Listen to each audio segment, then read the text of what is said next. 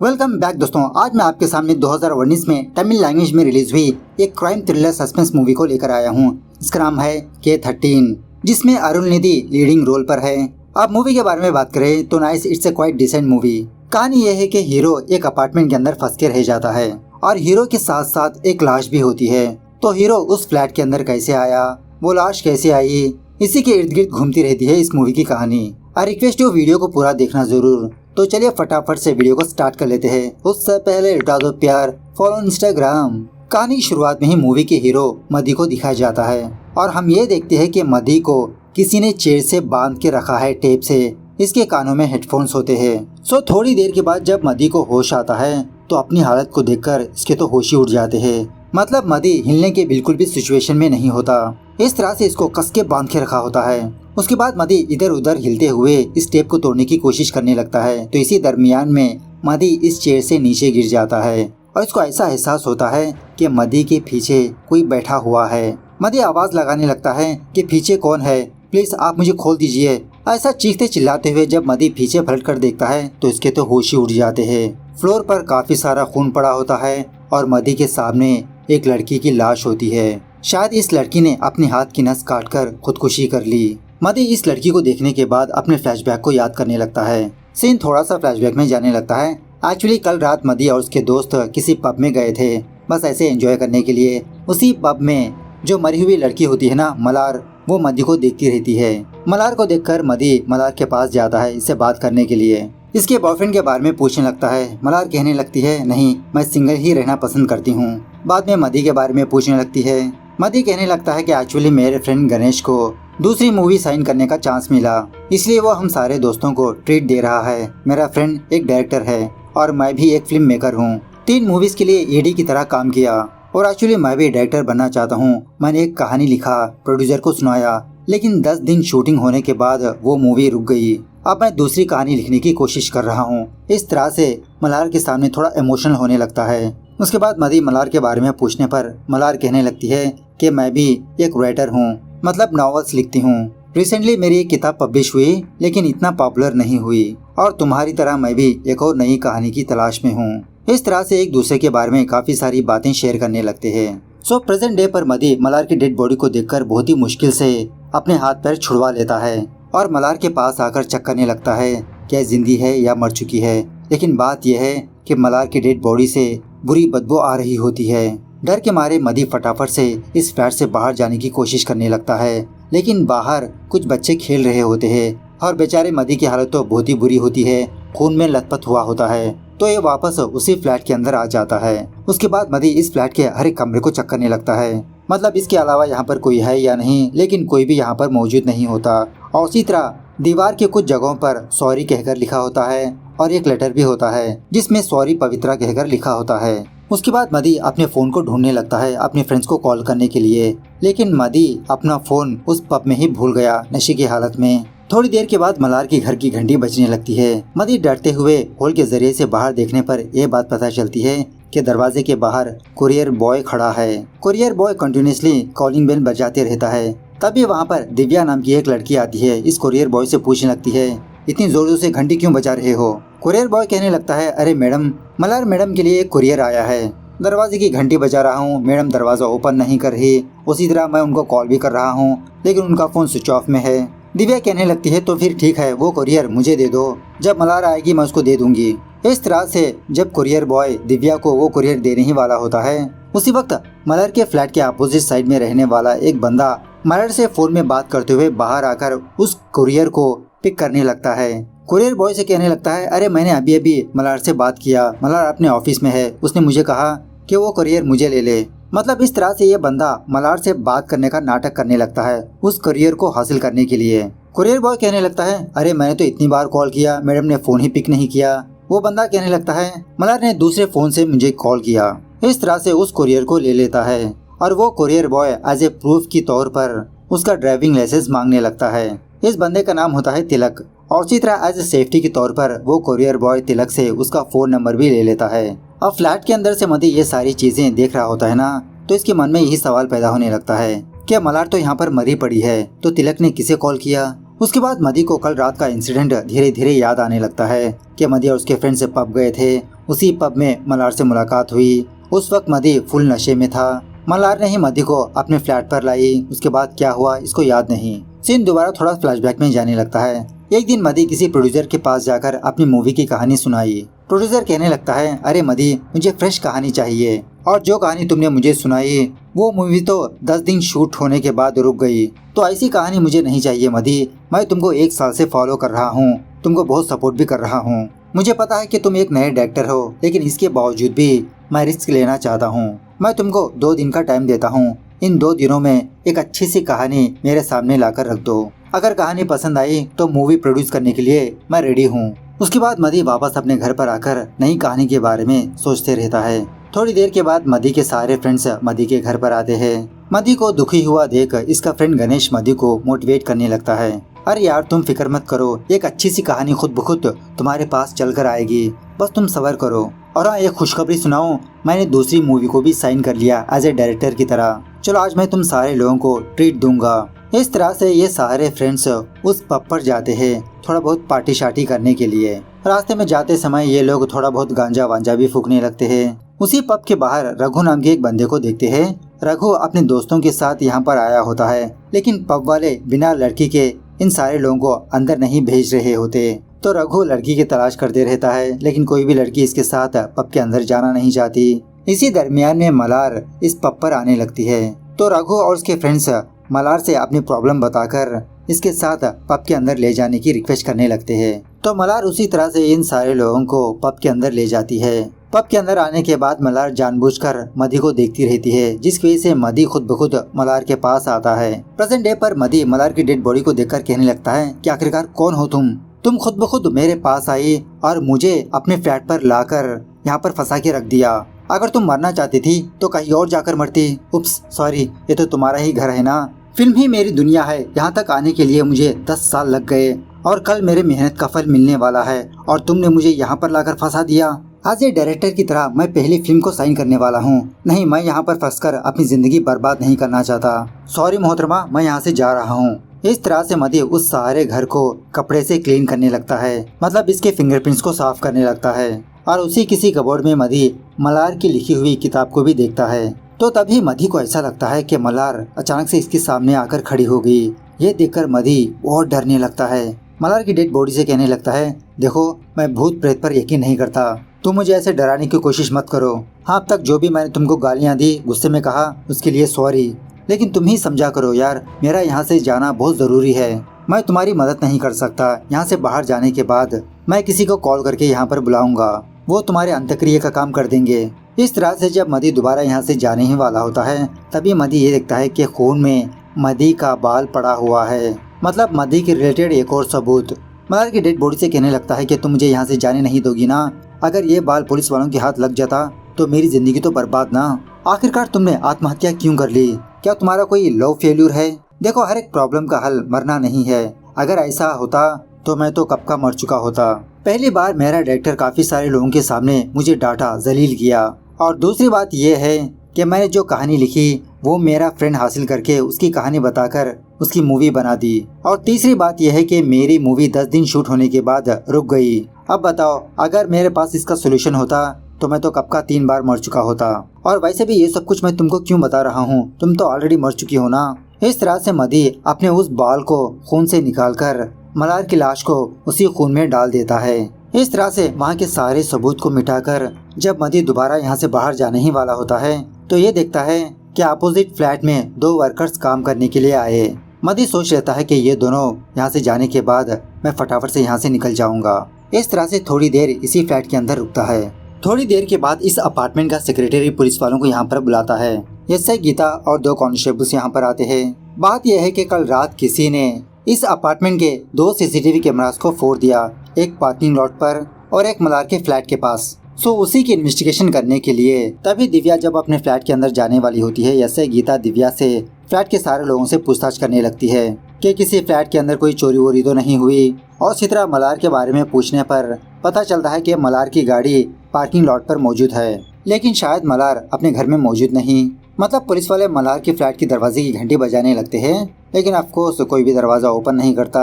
मलार को कॉल करते हैं, स्विच ऑफ में होता है। और इसी तरह एसआई गीता को तारा नाम की एक लड़की से ये बात पता चलती है कि इस फ्लैट में मल्हार के साथ साथ पवित्रा नाम की एक और लड़की भी रहती है। लेकिन कुछ दिनों पहले ही पवित्रा इस फ्लैट को वैकेट कर दिया। तो एसआई गीता तारा से पवित्रा का नंबर हासिल करके पवित्रा को कॉल करने लगती है। पूछने लगती है कि 13 की चाबी क्या आपके पास है? यहाँ पर एक छोटी सी प्रॉब्लम आ चुकी है और शायद मल्हार अपने घर पर मौजूद नहीं। उस वक्त पवित्रा ड्राइविंग करती रहती है, सिटी के बहुत ही दूर होती है। एसआई गीता कहने लगती है, मुझे कोई प्रॉब्लम नहीं, मैं शाम तक यहीं पर आपका इंतजार करती रहूंगी, आप बस दूसरी वाली चाबी लेकर यहाँ पर आ जाइए। सो मल्हार का नाम सुनते ही पवित्रा अपनी छोटे से फ्लैशबैक को याद करने लगती है कि शायद कुछ दिनों पहले पवित्रा और मल्हार का झगड़ा हुआ था। खैर इस तरफ अपार्टमेंट का सेक्रेटरी एसआई गीता से कहने लगता है कि मैडम इस फ्लैट का मास्टर की मेरे पास है, मैं अभी आपको लाकर देता हूँ। इस तरह से चाबी लाने के लिए जाता है। अब ऑफ कोर्स मधी फ्लैट के अंदर रहकर ये सारी चीजें देखते रहता है, सुनते रहता है और सोचने लगता है कि किसी ने जानबूझकर तुम्हारे फ्लैट का सीसीटीवी कैमरा फोड़ दिया और कुछ दिनों पहले तुम्हारा झगड़ा पवित्रा नाम की एक लड़की के साथ हुआ और इसी तरह सामने फ्लैट वाला बंदा तुम्हारा नाम का कोरियर अपने घर में ले जाता है, जिसका मतलब किसी ने प्लान बनाकर मल्हार को मार दिया। मल्हार ने आत्महत्या नहीं की। मधी दोबारा अपने छोटे से फ्लैशबैक को याद करने लगता है। एक्चुअली कुछ दिनों पहले इसकी बड़ी बहन ने मधी को डांटा था कि अगर तुम आप सेटल नहीं होगे तो कब सेटल होगे, ये फिल्मों के पीछे भागना बंद करो। देखो मधी, मैं तुमको सिर्फ 1 साल का टाइम देती हूँ, अगर 1 साल के अंदर तुमने कुछ कर दिखाया तो सही है, वरना तुमको छोटी मोटी जॉब करनी ही पड़ेगी। इस तरह से मधी को एक टाइम दिया था इसकी बड़ी बहन ने। खैर प्रेजेंट डे पर उस अपार्टमेंट का सेक्रेटरी मास्टर की एसआई गीता को लाकर देने लगता है। ये जानकर मधी फटाफट से खिड़की का ग्रिल ओपन करके यहाँ से बाहर जाने की कोशिश करने लगता है। इस तरह से मधी बहुत ही मुश्किल से टेरेस के ऊपर आता है और जब यहाँ से जाने ही वाला होता है तो तभी 2 औरतें टेरेस के ऊपर आती है सूखे हुए कपड़े ले जाने के लिए। इनको देखकर मधी छुप जाता है। इस तरफ मास्टर चाबी से ट्राई करने के बावजूद भी मल्हार के फ्लैट का दरवाजा ओपन नहीं होता, जिसकी वजह से एसआई गीता डिसाइड कर लेती है कि पवित्रा को आने दीजिए, उसकी चाबी से ही दरवाजा ओपन करते हैं हम लोग। इस तरह से बाकी लोगों से इंक्वायरी करती रहती है। इस तरफ बेचारा मधी बीच में ही लटकते रहता है, न इधर जा पाता न उधर जा पाता।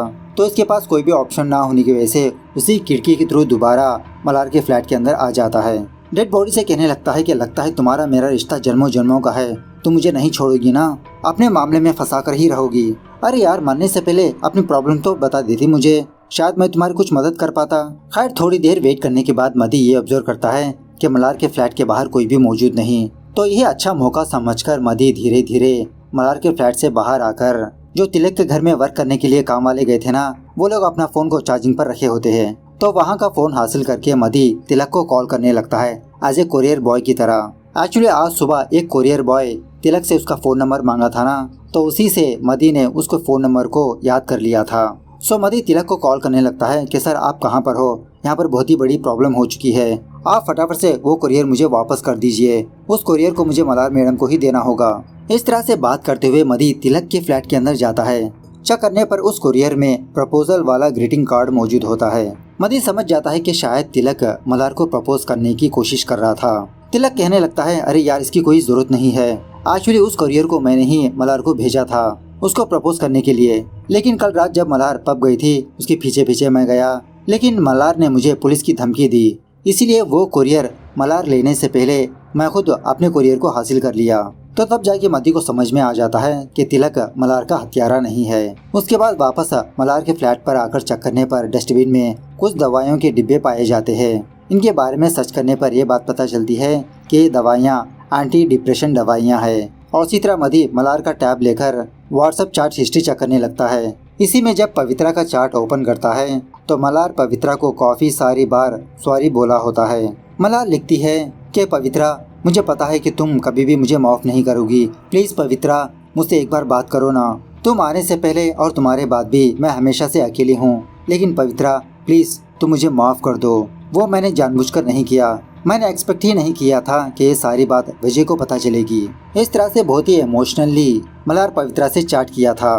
सीन दोबारा थोड़ा सा फ्लैशबैक में जाने लगता है, तो यहीं पर हमको ये बात पता चलती है कि एक्चुअली पवित्रा और विजय ये दोनों वाइफ एंड हस्बैंड है। एक दिन विजय मल्हार और पवित्रा के पास आकर पूछने लगता है कि आखिरकार तुम दोनों ने मुझे यहाँ पर क्यों बुलाया, जो करना था वो काम तो कर दिया ना। मल्हार विजय से कहने लगती है कि सब कुछ मेरी गलती है विजय, इसमें पवित्रा की कोई भी गलती नहीं है, विजय गुस्से में आकर मल्हार से कहने लगता है कि आखिरकार कौन हो तुम अपने फ्रेंड की जिंदगी की कहानी लिखकर पैसे छापने वाली लड़की हो तुम। विजय पवित्रा को डांटने लगता है कि हस्बैंड होते हुए तुम अपने कोलीग के साथ रिलेशनशिप में हो। एक्चुअली यहाँ पर बात यह है कि पवित्रा को बच्चा चाहिए था, लेकिन शायद पवित्रा को विजय से बच्चा नहीं हो रहा था, जिसकी वजह से पवित्रा अपने कोलीग आनंद के साथ मिलकर आर्टिफिशियल इंसेम्निया का प्रोसेस किया। सो अब यह सारी बात विजय को पता चलती है, इसीलिए इन दोनों को डांट रहा होता है। मल्हार कहने लगती है कि विजय तुम जो सोच रहे हो वैसा बिल्कुल भी नहीं है। ये देखो मेरी किताब में मैंने क्या लिखा, एक बार पढ़ो तो सही तुम। लेकिन विजय इस किताब को दूर फेंकने लगता है। कहने लगता है कि पवित्रा ने अपनी पर्सनल बात तुमसे शेयर की और तुमने उसकी कहानी बनाकर बाजार में बेचने लगी। मल्हार कहने लगती है अरे विजय, किसी को भी कुछ भी नहीं पता कि ये तुम्हारी कहानी है। विजय कहने लगता है तो अब मुझे पता चला ना, ठीक उसी तरह आनंद को भी पता लग चुका होगा और वो गांव में ढिंडोरा पीट रहा होगा कि विजय एक नामर्द है। और वैसे भी मल्हार तुमको थैंक यू बोलना चाहिए, तुम्हारी वजह से ही मुझे पवित्रा की सच्चाई पता चली। इस तरह से वहाँ से चले जाता है। पवित्रा रोते हुए मल्हार से कहने लगती है कि मल्हार तुमने कितनी बड़ी गलती कर दी। ये एक सीक्रेट बात जो सिर्फ मुझे और आनंद को पता थी वो मैंने तुमसे शेयर की और तुमने उसको एज ए किताब के तौर पर लिख दिया। तुमको तो अपने आसपास रिलेशनशिप नहीं, उनके अंदर कहानियां नजर आती है। इस तरह से गुस्से में आकर वहाँ से चली जाती है पवित्रा। उसके बाद मल्हार काफी दिनों तक इसी के बारे में सोचती रहती है कि मैंने अपनी कहानी पवित्रा के हक में लिखा, लेकिन ये बात विजय को कैसे पता चली कि ये कहानी विजय की पवित्रा की है। लेकिन जो भी हो मुझसे गलती हो गई, दो लोग मेरी वजह से जुदा हो गए। इस तरह से दीवारों पर सॉरी लिखते हुए डिप्रेशन में जाने लगती है धीरे धीरे। प्रेजेंट डे पर मधी मल्हार की फ्लैट में मित्रा लेट्स शेयर द लाइफ नाम की एक फाइल को देखता है। ये देखकर इसके तो होश ही उड़ जाते हैं। सीन दोबारा थोड़ा सा फ्लैशबैक में जाने लगता है। एक्चुअली शहर में मित्रा नाम का एक सेंटर होता है और एक्चुअली जो कोई भी बंदा या बंदी डिप्रेशन में होता है वहाँ का साइकियाट्रिस्ट डॉक्टर ऐसे दो बंदों को एक दूसरे के सामने बिठाकर एक दूसरे की जिंदगी को प्रॉब्लम को शेयर करवाने लगता है। लेकिन यहाँ पर शॉकिंग बात यह है कि एक दिन मधी इसी मित्रा सेंटर पर गया था, तो सेंटर में आने के बाद मधी अपनी फीलिंग्स को दूसरे बंदे के साथ शेयर करने लगता है और शॉकिंगली वो दूसरा बंदा और कोई नहीं मल्हार होती है। मतलब दोनों पेशेंट्स के बीच एक ग्लास होता है। दो स्ट्रेंजर्स एक दूसरे की प्रॉब्लम्स को शेयर करने के लिए, मन हल्का करने के लिए ऐसा इंतजाम किया होता है इस सेंटर वालों ने। मल्हार मधी से पूछने लगती है कि आप यहाँ पर क्यों आए हो। मधी वही जवाब देने लगता है कि एक्चुअली मैं एक फिल्म मेकर हूँ। 10 दिन शूट करने के बाद मेरी मूवी रुक गई, इसकी वजह से मैं बहुत डिप्रेशन में हूँ, लेकिन अभी तक मैं उस सदमे से बाहर नहीं आ पाया। इस फिल्म इंडस्ट्री में मैंने 10 साल तक मेहनत की और मुझे डर है कि कहीं कामयाबी मेरे हाथ ना लगे। मल्हार भी कहने लगती है कि आपकी और मेरी कहानी सेम ही है, और वैसे आपका नाम क्या है। मधी अपना नाम बताने लगता है। बाद में मधी मल्हार का नाम पूछने लगता है, उसके बारे में पूछने लगता है, लेकिन मल्हार मधी को कुछ भी जवाब ना देते हुए फटाफट से उठकर वहाँ से चली जाती है। खैर प्रेजेंट डे पर मधी मल्हार का टैब लेकर इसके सोशल मीडिया को चेक करने लगता है, तो पता चलता है कि मल्हार मधी के फेसबुक प्रोफाइल को फॉलो कर रही है। और जिस दिन मधी और उसके फ्रेंड्स पब गए थे तो उस वक्त मधी का एक फ्रेंड फेसबुक में लाइव आया था। वो लाइव भी मल्हार देख रही थी और इसी लाइव को देखकर मल्हार जानबूझकर मधी से मिलने के लिए उस पब गई, अपना इंट्रोडक्शन करवाया। तो उस रात बातों ही बातों में मल्हार मधी से पूछने लगती है क्या तुमको क्या चाहिए। मधी कहने लगता है कि मुझे एक अच्छी सी कहानी चाहिए बस। मल्हार कहने लगती है चलो फिर मैं तुम्हारी कहानी की इंस्पिरेशन बनूंगी, लेकिन यहाँ नहीं मेरे घर पर। इस तरह से मल्हार मधी को अपने फ्लैट पर ले जाने लगती है। तो रास्ते के दरमियान मधी मल्हार के बारे में पूछने लगता है। मल्हार कहने लगती है कि हमारी तो एक मिडिल क्लास फैमिली है, लेकिन मेरे माँ बाप को मेरे रूल्स पसंद नहीं आए, इसलिए मैंने अपने माँ बाप को छोड़ दिया। 6 साल से अकेले शहर में जिंदगी गुजार रही हूँ, लेकिन मेरी एक बेस्ट फ्रेंड थी, मेरी कहानी की वजह से मैंने उसको भी खो दिया। मेरी जिंदगी में एक हादसा पेश आया और उस हादसे के बाद मैं नई कहानी को लिख नहीं पा रही। हमेशा मुझे मेरी फ्रेंड की ही याद आती रहती है। मधी कहने लगता है कि तुम्हारी प्रॉब्लम भी मेरी जैसी है, मैं भी नई कहानी को लिख नहीं पा रहा। मल्हार कहने लगती है कि रिसेंटली मेरे दिमाग में एक नई कहानी आई, जो मैंने गलती किया उसको सुधारने की कहानी। इस तरह से मधी को अपने फ्लैट के अंदर लाती है। मधी तो यही सोचने लगता है कि यहाँ पर तो कांडवान होगा। मल्हार मधी से कहने लगती है कि दूसरों की जिंदगी को कहानी की तरह लिखकर मैंने उनकी जिंदगी को बर्बाद कर दिया, इसीलिए मैं तुम्हारी कहानी की इंस्पिरेशन बनना चाहती हूँ, लेकिन मुझसे एक वादा करो, तुम इस कहानी को मूवी की तरह बनाने के बाद ये कहानी मेरे नाम पर लिखोगे, मल्हार की कहानी। तो मधी भी इसके लिए ओके कह देता है, प्रॉमिस कर देता है। उसके बाद क्या था, मधी को चेयर से बांधकर मल्हार ने खुदकुशी कर ली, अपने हाथ की नस काट ली मल्हार को किसी ने नहीं मारा। तो प्रेजेंट डे पर यह सब कुछ मधी को याद आता है। मल्हार की डेड बॉडी से कहने लगता है, अरे यार तुम क्या पागल बंदी हो, फेसबुक में मेरी सैड स्टेटस देखकर तुमने अपनी जान ले ली। तो एक्चुअली असल बात यही होती है। मल्हार जानबूझकर मधी को फॉलो करते हुए उसको अपने फ्लैट पर लाई और मल्हार ने ही उन 2 सीसीटीवी कैमरास को फोड़ दिया ताकि मधी इस अपार्टमेंट से बचकर बाहर निकले। मधी को समझ में आ जाता है मल्हार का प्लान।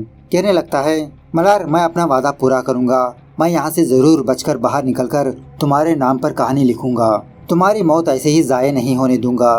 तो तभी उसी वक्त इस अपार्टमेंट की पावर चली जाती है। तो यही सही मौका समझकर मधी उस अपार्टमेंट से बाहर जाने लगता है। एट द सेम टाइम उसी वक्त पवित्रा यहाँ पर आती है, फ्लैट की चाबी लेकर उस यशय गीता को देती है। मधी उस अपार्टमेंट से बाहर जाने के बाद उस अपार्टमेंट का पावर वापस आता है और फाइनली मधी ने K13 नाम की मूवी भी बना चुका होता है और उसी तरह सक्सेसफुली ये मूवी चलती रहती है। क्लाइमैक्स में और कुछ जबरदस्त ट्विस्ट सामने आते हैं। एक्चुअली मधी का असली नाम होता है दिलीप। मतलब अब तक हमने जो कहानी देखी वो एक्चुअली मूवी होती है। सक्सेस पार्टी पर दिलीप और उसी तरह मल्हार भी आती है। मतलब इस कहानी में मल्हार एक्ट किया। दिलीप की जिंदगी में ऐसा ही एक इंसिडेंस पेश आया, उसी की कहानी को एज ए मूवी की तरह बनाया दिलीप ने। और असल कहानी ये होती है कि दिलीप एक रात किसी पब पर गया था और ये खुद एक लड़की से इंट्रोडक्शन करवाकर वो लड़की दिलीप को अपने फ्लैट ले गई। लेकिन मूवी में क्या दिखाया गया, मल्हार मधी को अपने फ्लैट पर ले गई और एक्चुअल कहानी में दिलीप उस लड़की को मार देता है, उसकी हाथ की नस कट करके। उस लड़की ने आत्महत्या नहीं की। इस तरह से दिलीप अपने सक्सेस के लिए एक लड़की को ही मार देता है और मूवी इस तरह से बनाई कि it's a based on real incident. इस तरह से ये मूवी यहाँ पर द एंड होती है। तो मूवी कैसे लगी कमेंट करके बताना जरूर। मिलते हैं अगली वीडियो में, तब तक take care, bye bye, see you soon.